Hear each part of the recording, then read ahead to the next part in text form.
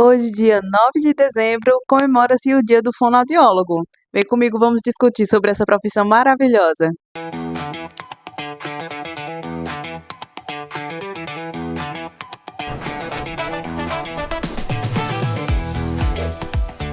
Assim como a maioria das pessoas, a fonoaudiologia entrou na minha vida com as características que a maioria conhece. Então, é aquela que vai cuidar da linguagem, principalmente infantil, com muitos casos de autismo.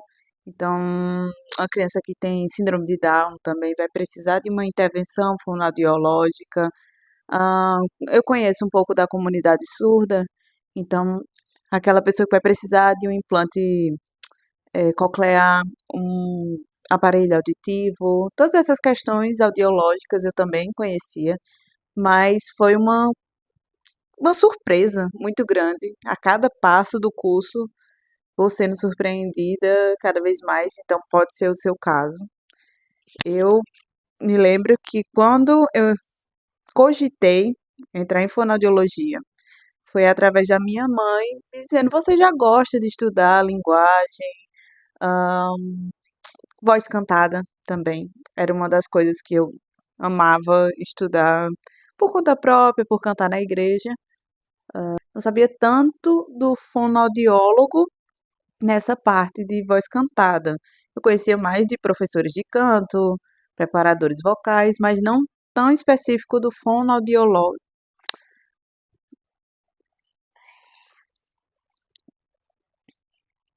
A fono tá precisando de fono. Eu conhecia sobre a perspectiva de vários aspectos de fonoaudiologia, mas não sabia que era tão amplo. Então, eu pedi até uma colinha aqui para a gente poder discutir sobre a quantidade de coisas que nós podemos encontrar como uma possibilidade para o fono atuar.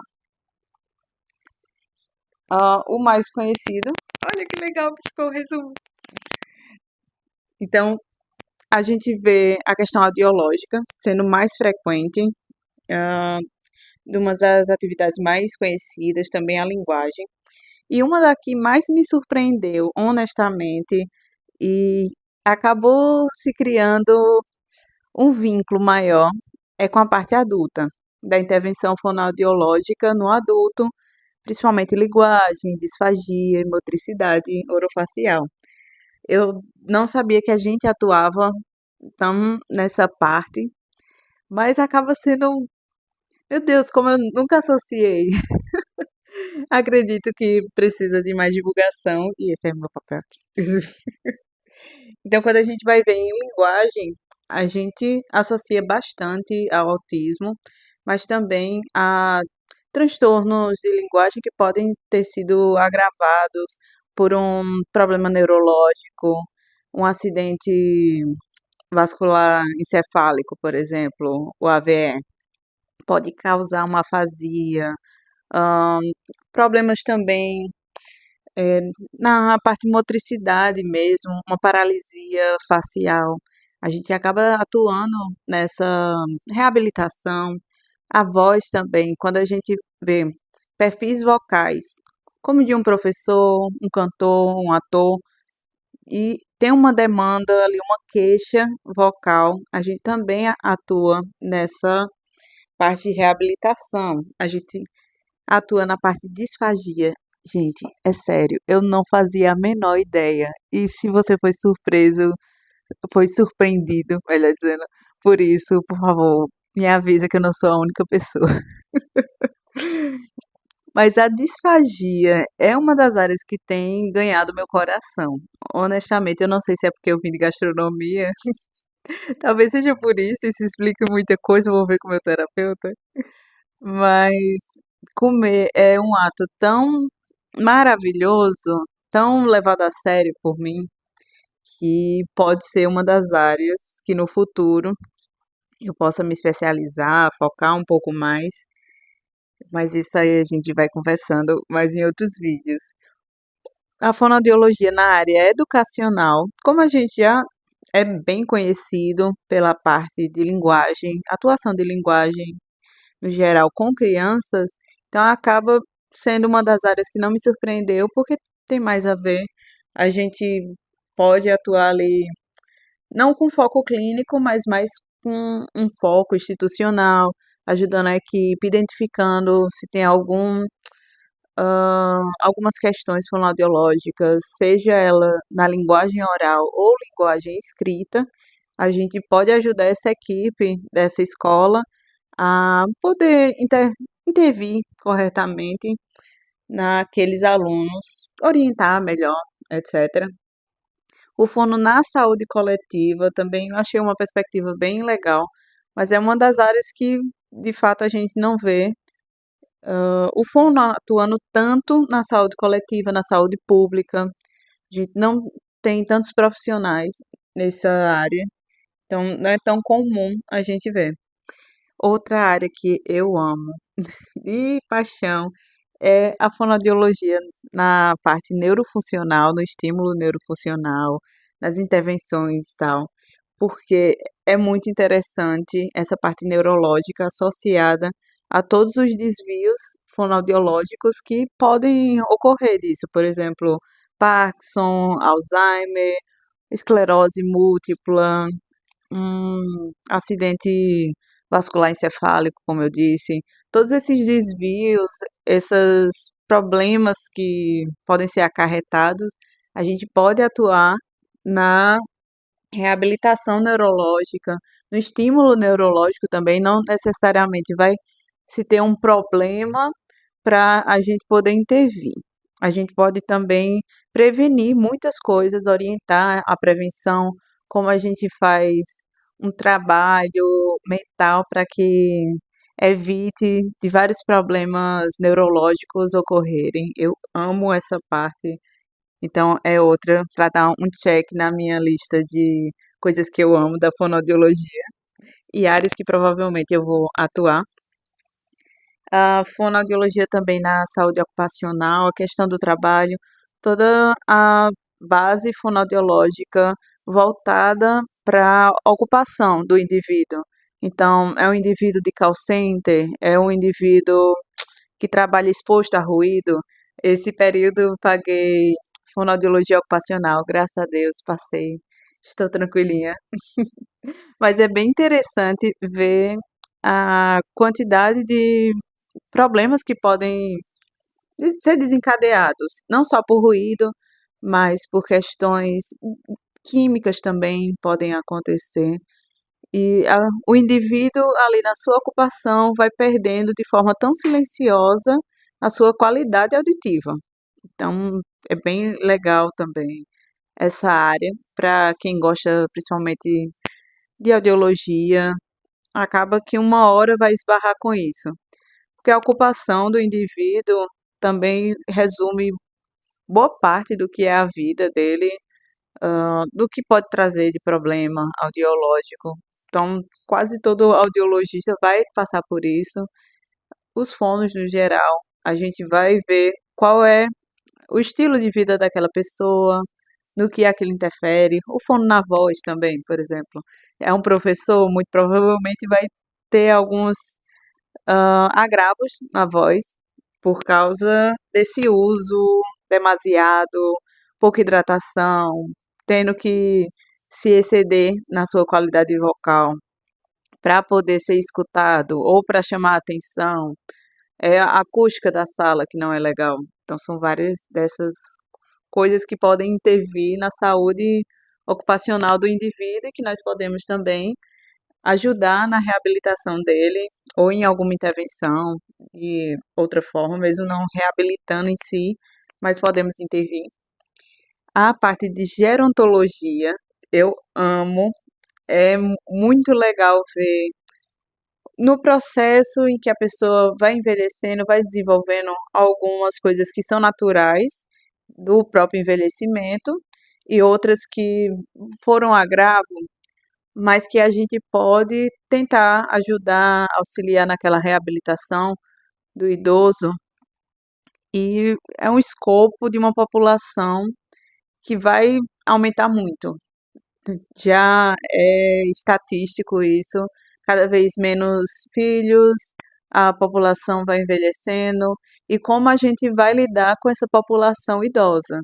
Então, acaba sendo uma das áreas que eu também amo, e vai ser uma demanda de mercado, que, queira ou não, olhando pelo olhar estatístico e mercadológico, vão, vão surgir muitas pessoas com essa necessidade de um cuidado melhor ali. Os idosos já não são mais como antigamente, que era aquela coisinha, já vai ficando um pouquinho defasado do idoso que está aposentado e só quer ficar em casa. Cada vez mais idosos fazem atividade física, estão à procura de uma vida melhor, de um envelhecimento melhor. Às vezes não tiveram ao longo da sua vida um cuidado com a sua saúde, tiveram uma vida mais estressante e agora estão tendo a oportunidade de se cuidar. Então, mesmo esses que vão se cuidar um pouco melhor, eles também vão buscar alternativas de como prevenir questões neurológicas, desenvolver melhor essas habilidades, prevenir, porque ao longo da vida a gente vai perdendo várias capacidades, mas a gente pode também ter um arranjo melhor que misture essa maturidade etária, essa questão da idade, com a nossa qualidade de vida, que eu acredito que vai ser a demanda daqui para frente, principalmente voltada para o envelhecimento, os idosos, não só a parte estética, mas principalmente a parte de idade. E vamos entrar aqui, neuropsi- neuropsicologia é outra área bem interessante, então que associa toda essa questão psicológica com a nossa área.